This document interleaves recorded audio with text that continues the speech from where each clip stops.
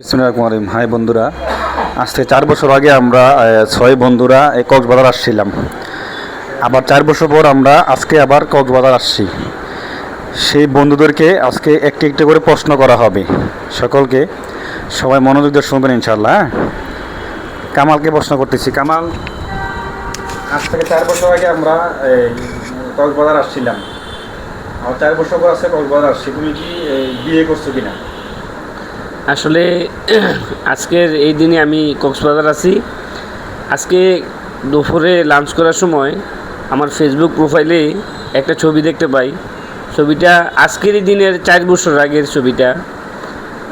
তখন আমরা যারা আসছিলাম সবাই ব্যাচেলার ছিলাম। আলহামদুলিল্লাহ আজকে আমরা এখানে 6 জন আছি, 6 জনই বিবাহিত। তো আমিও বিবাহিত, আমার একটা বাচ্চা আছে। এখন এখানে যারা আছে সবাই বিবাহিত। আপনারা ওদের কাছ থেকে শুনেন। তোমার অনুভূতি বলো, 4 বছর পরের অনুভূতি। 4 বছরে আসলে মানুষের অনেক পরিবর্তন বলতে কি আমি আমার নিজেরটি অনেক পরিবর্তন। কেননা 4 বছর আগে বলতে কি আমি ব্যাচেলার ছিলাম, এখন বিয়ে করছি। আল্লাহ আমার একটা মেয়ে সন্তানও দিছে।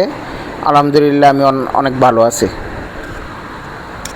সবচেয়ে কিউট বন্ধু আমাদের কবিরের অনুভূতিটা আমাদের কাছে প্রকাশ করবে।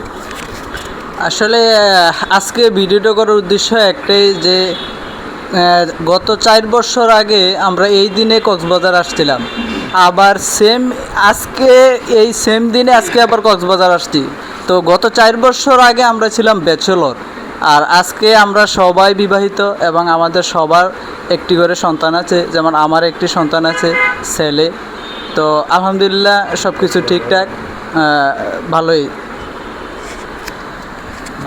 তোমার অনুভূতি কি? 4 বছর পর কক্সবাজার আসছো, তোমার 4 বছর আগের কক্সবাজার বর্তমান কক্সবাজারের মধ্যে পার্থক্যটা কোথায়?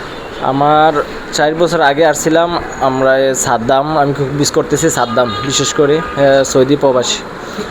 তারপর এখন আছি আলহামদুলিল্লাহ অনেক ভালো আছি। 4 বছর আগে আসছিলাম ব্যাচেলর, এখন বিবাহ, একটা ছেলে আছে। আলহামদুলিল্লাহ ফ্যামিলি পরিবারকে নিয়ে সবাই আলহামদুলিল্লাহ খুব ভালোই আছে আলহামদুলিল্লাহ। আমার আরেক বন্ধু আছে, উনি আসলে কাতার প্রবাসী। ওনার কাছ থেকে শুনবো ওনার অনুভূতিটা কি, 4 বছর পরের অভিজ্ঞতা। বন্ধু তুমি ওরা বন্ধুরা ঘুমাই